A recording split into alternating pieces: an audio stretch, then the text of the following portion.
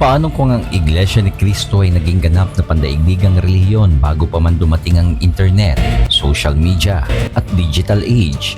Sa panahong walang live stream, walang instant messaging at walang online evangelism, posible bang maabot ng isang iglesyang nagmula sa Pilipinas ang buong mundo?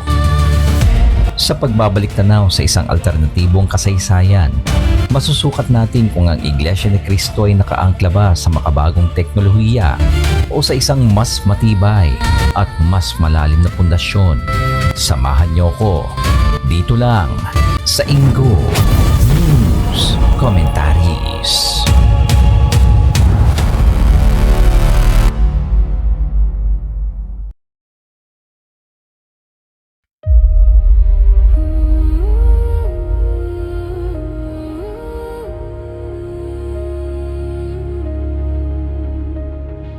Sa kasalukuyang panahon, madalas iugnay ang panaigdigang paglawak ng reliyon sa tulong ng internet, social media at digital platforms.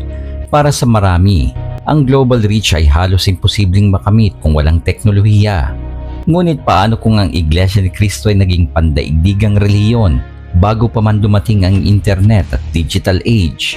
Ang ganitong tanong ay nagbubukas ng mas malalim na pagsusuri sa tunay na pinagmumula ng lakas at paglawak ng iglesia. Upang maunawaan ito, kailangang balikan ang konteksto ng ika-20 siglo, isang panahon kung saan ang komunikasyon ay mabagal, ang paglalakbay ay mahirap, at ang impormasyon ay kontrolado ng pisikal na distansya. Sa ganitong kalagayan, ang paglawak ng isang relihiyon ay hindi nakasalalay sa virality o algorithm, kundi sa estrukturang organisasyonal at personal na sakripisyo ng mga kaanib.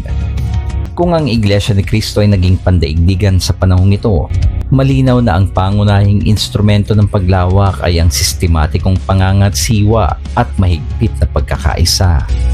Ang sentralisadong pamamahala ng Iglesia ay nagbibigay daan sa iisang direksyon ng aral, iisang pamamaraan ng pagsamba at iisang layunin ng mga misyon. Sa kawalan ng digital fragmentation, ang mensahe ay mananatiling buo at hindi mababahira ng sari-saring interpretasyon. Sa halip na online evangelism, ang pangunahing daluyan ng pagpapalaganap ay personal na pangangaral, pisikal na pagtitipon, at misyonerong ipinapadala sa iba't ibang panig ng mundo. Ang bawat lokal na kongregasyon ay magsisilbing sentro ng impluwensya, hindi lamang relihiyoso, kundi panlipunan. Ang pagpasok ng iglesia sa isang bansa ay hindi magiging biglaan, kundi dahan-dahan, matatag at may malalim na pundasyon. Sa ganitong senaryo, ang pagkakakilanlan ng Iglesia ni Cristo bilang isang pandaigdigang relihiyon ay mahuhubog hindi ng dami ng views o followers, kundi ng kalidad ng disiplina at pananatili ng mga kaanib. Ang pagiging kaanib ay mangangailangan ng mas mataas na antas ng commitment sapagkat ang paglahok ay hindi madaling gawin sa pamamagitan lamang ng isang click at ang pananampalataya ay isinasabuhay sa pisikal na komunidad, hindi sa digital space. Mahalaga ring isaalang-alang ang epekto nito sa doktrina. Sa kawalan ng internet, mas mahirap ang mabilisang pagkalat ng maling impormasyon at interpretasyon. Ang pagtuturo ay magmumula lamang sa opisyal na ministro at lehitimong pamunuan. Ito ay magre-resulta sa mas mahigpit na doctrinal consistency at mas kaunting internal na paglihis, isang katangiang matagal nang kinikilala sa Iglesia ni Cristo. Sa pandaigdigang antas, ang reputasyon ng Iglesia ni Cristo ay mabubuo sa pamamagitan ng personal na karanasan ng mga tao sa lokal na komunidad, hindi sa online discourse. Ang kredibilidad ay nakabatay sa aktwal na asal ng mga kaanib, sa kanilang disiplina, kaayusan at pagkakaisa. Ang Iglesia ay makikilala hindi bilang trending, kundi bilang isang matatag na relihiyon. Kung iahambing sa digital age, ang ganitong uri ng paglawak ay mas mabagal, ngunit mas pangmatagalan. Ang bawat bansang papasukan ng iglesia ay dadaan sa proseso ng integration, pag-unawa sa kultura, paggalang sa batas, at pagbuo ng lokal na liderato. Ang resulta ng isang pandaigdigang relihiyon na hindi homogenized ng teknolohiya, kundi pinag-isa ng doktrina. Sa usapin ng impluwensya, Ang Iglesia ni Cristo ay maaaring maging mas tahimik, ngunit mas malalim ang epekto. Sa halip na makisabay sa mabilis na palitan ng opinyon sa internet, ang Iglesia ay magiging isang institusyong pinapakinggan dahil sa konsistensya at integridad nito. Ang kapangyarihan nito ay hindi nakikita sa trending topics, kundi sa katatagan ng mga komunidad na itinatatag nito. Para sa mga kaanib, ang ganitong pandaigdigang iglesia ay magbibigay ng mas malinaw na pagkakakilanlan. Ang pagiging bahagi ng Iglesia ni Cristo ay hindi lamang relihiyosong paniniwala, kundi isang paraan ng pamumuhay na may malinaw na hangganan at pananagutan. Ang kawalan ng digital distractions ay maaaring magpalalim pa sa ugnayan ng mga kaanib sa isa't isa at sa kabuuan mismo.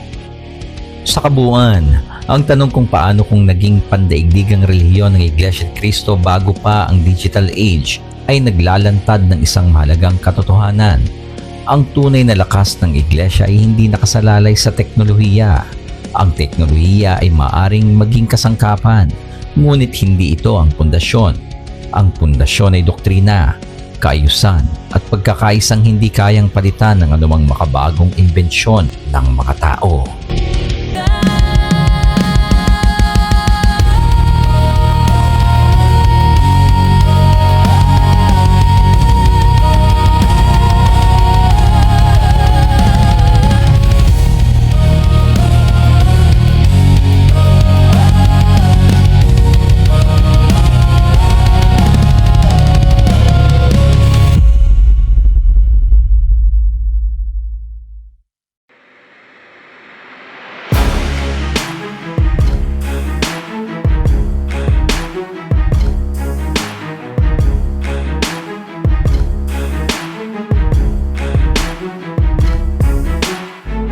Sa huli, ang ganitong mga opinyon ng kasaysayan ay hindi nagpapahina sa Iglesia ni Cristo, kundi lalo pang nagpapatibay sa pagkaunawa sa tunay nitong lakas. Kung bago pa man ng internet ay posible ang pandaigdigang iglesia, malinaw na ang tagumpay ay hindi produkto ng digital age, kundi ng paninindigan at organisasyon.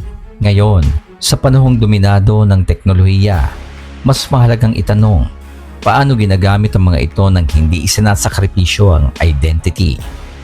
Kung nais mo ng mas marami pang ganitong malalim at mapanuring talakayan, huwag mong kalimutang i-like ang video, mag-subscribe sa ating channel at i-share ito sa mga handang mag-isip ng mas malalim pa.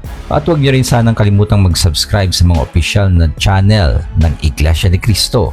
Yun lamang, hanggang sa susunod mga Kaps.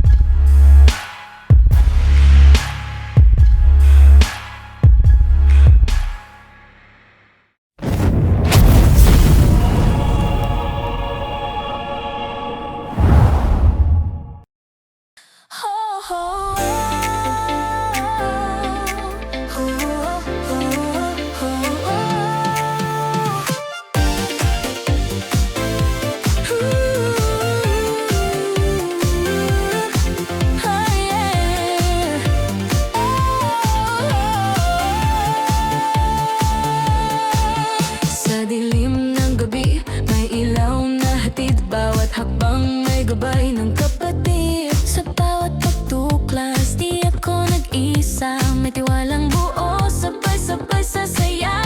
Sa bawat pagtatala, katotohan ay bitbit, kahit may unos sa gabay niyo kumakapit. Sa bawat mensahe, tapang ang dala, puso'y sumisigaw, hindi ako nag-isa.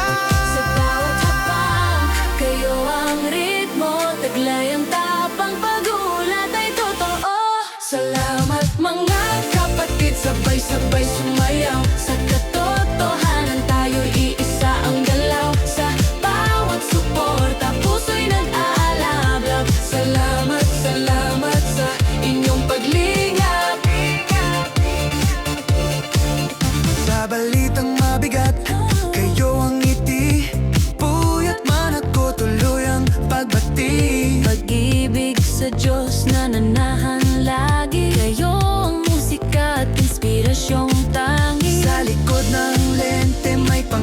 na tapat at hakbang ay pasulong, hindi na aatras. Sa ingay ng mundo, kayo ang kanlungan. Pag-asa'y di magigiba dahil kayo ang kaibigan. Sa bawat mga kapatid, sabay-sabay sumayaw. Sa katotohanan tayo iisa ang galaw. Sa bawat suporta, puso'y nag-aalala. Salamat, salamat sa inyong paglingap. Mga kapatid, sabay-sabay sumayaw. Sa katotohanan tayo iisa ang galaw. Sa bawat suporta, puso'y nag-aalala. Salamat, salamat sa inyong paglingap.